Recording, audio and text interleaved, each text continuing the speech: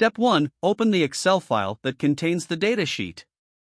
Step 2. Select the cell in the result sheet where you want the XLOOKUP formula to go. Step 3. Type the following formula into the cell equals XLOOKUP. Replace the following values in the formula. The lookup value is the value that you want to search for. In this case, you can use the ID column. However, the lookup value must be unique. Lookup array with the range of cells that contains the values that you want to search. In this case, it is the column A in datasheet. The return array is the column that you want to return. In this case, it is the name column in datasheet column B.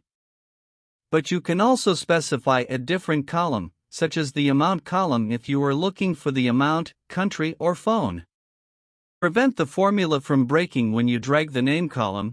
Freeze the lookup array and return array by placing $ before and after them by clicking F4.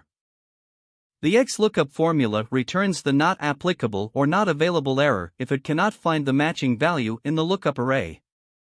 However, you can use the not found argument to specify a custom value that will be returned if the matching value is not found. For example, you can use the double quotation to return the empty text.